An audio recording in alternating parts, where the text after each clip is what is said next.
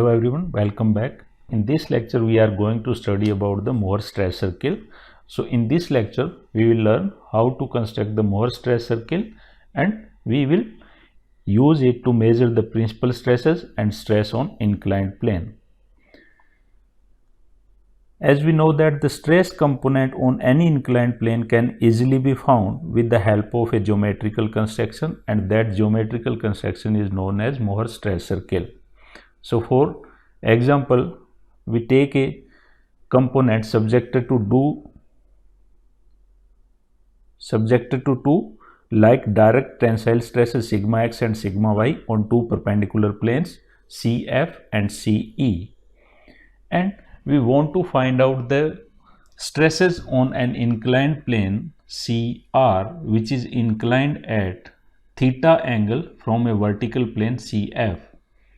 And now we want to find out the sigma theta and tau theta on this CR plane.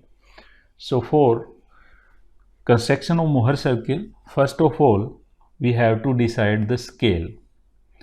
For the graph paper we can choose the scale like 1 mm on the graph paper will show the 10 Newton per mm square stress, or according to the space we can decide our scale for x-axis as well as for y-axis both.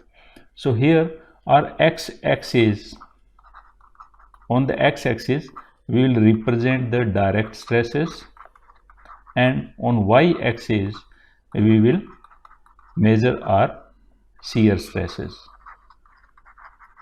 So x-axis will represent the direct stress and the value on the graph paper on y-axis will represent the value of shear stress.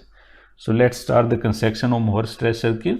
So first of all we'll draw x-axis, then we will draw the y-axis. Here x-axis, the value on the graph paper will tell the direct stress value on the x-axis, and the value of shear stress on the graph paper will be represented on y-axis. So first of all we'll represent the value of sigma x. For that we'll mark the point F on the x-axis, and this is the value of sigma x. So according to our scale we can mark the point F for sigma x. Then we'll mark the point E for the value of sigma y. So here both of the value sigma x and sigma y both are positive. So from this origin O, on the right side from this point O, all the values are positive for the direct stress, and on the left side all the values for the direct stress will be negative, or we can say stresses will be compressive. And similarly on the upper side from the point O, the value of the shear stress on y-axis will be positive, and on the downward side from the point O, the value of shear stress will be negative. So now, and here in this case the sigma x is greater than sigma y. So now we mark the point E for sigma y. This represents the value of sigma y. Now we'll mark the point of the center for EF, and that point would be C point. So C point we can mark using the sigma x minus sigma y divided by 2. So OC will give us the value of sigma x minus sigma y, and which is the bisector of E and F.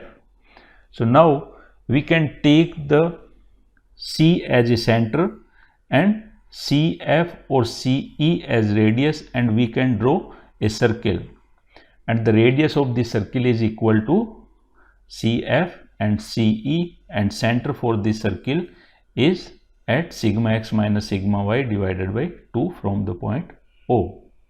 Now we mark here in this the CR plane is inclined at theta degree in clockwise direction from the CF, and here this CF represents the CF plane. This is vertical plane, and CE represents the CE plane.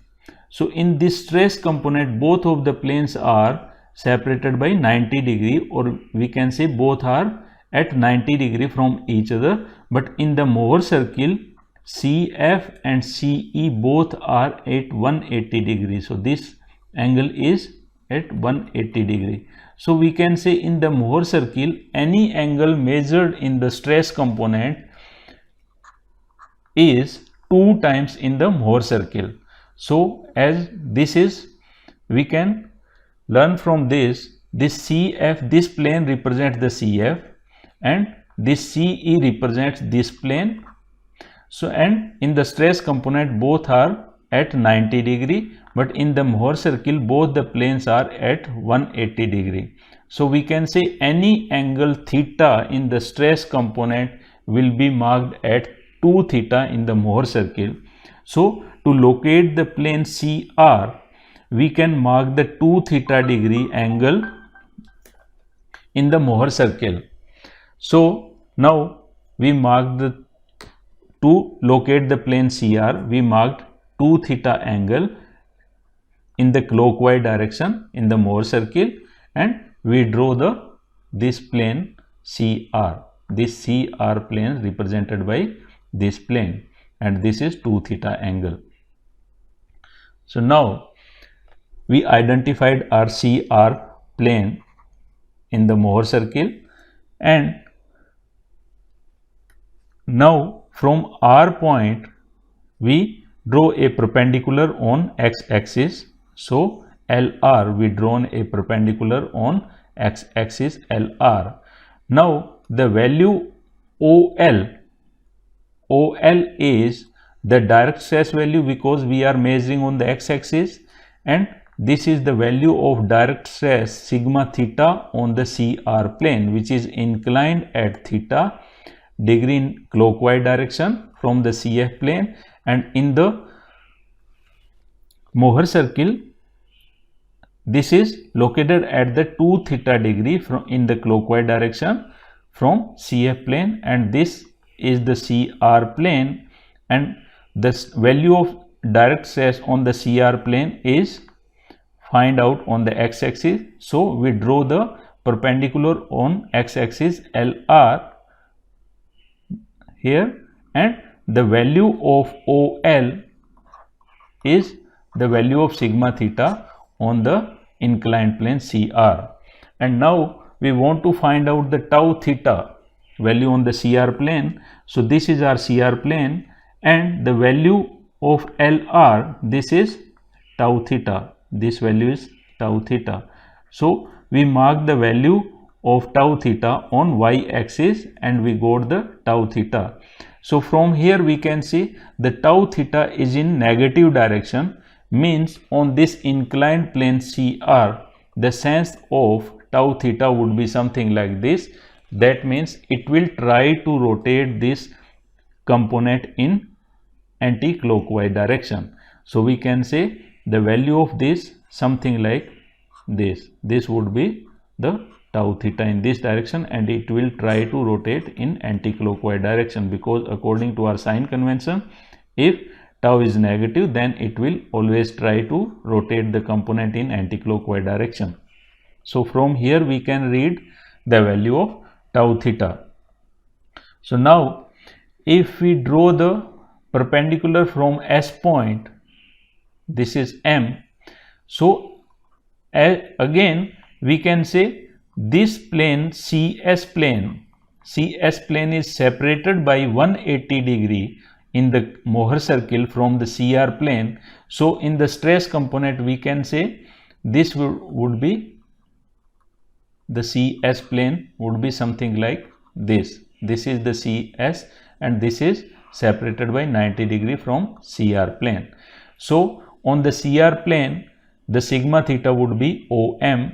So this would be the sigma theta is equal to OM on the CR plane. And if you want to find out the value of tau on this CS plane, then that would be this much. So this would be the tau theta plus 90 degree we can say. So this would be, and this is positive, it means it will try to rotate this component in clockwise direction. So that would be tau theta plus 90 degree, or we can say this would be sigma theta plus 90 degree, or this is sigma theta plus 90 degree. And this is our sigma theta, value of direct stress on the CR plane, and this is our tau theta in this direction on CR plane.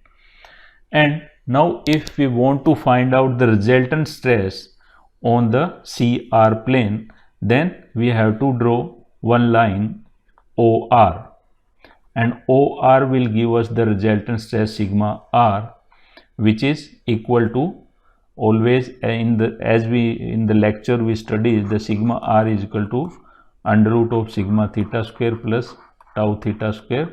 So if we want to, because OL is sigma theta and LR is tau theta, so if we want to find out this from the triangle OLR, then if we want to find out the OR hypotenuse, then that would be OL square plus LR square, means sigma theta square plus tau theta square. So OR will give us the value of sigma R, resultant stress on the CR plane. So this is how we can construct the Mohr stress circle for a given type of state of stress, and we can measure the direct stress and shear stress on any inclined plane. Now if we want to find out the maximum shear stress within this element, then the maximum value of tau is equal to this one. So from here, if we draw this line, then if this is our point G, then this would be the tau maximum. And now from here we know the maximum direct stress is OF. So here OF is, we can say OF is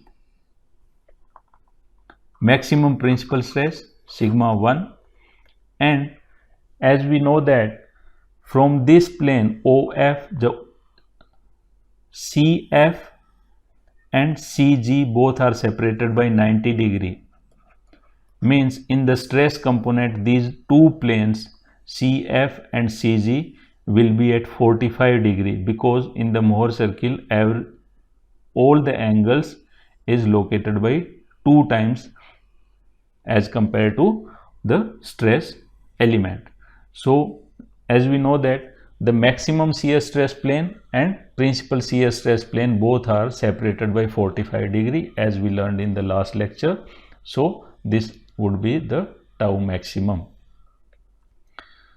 So this is all about the Mohr circle for a stress component which is acted upon by two biaxial stresses sigma x and sigma y on two perpendicular planes.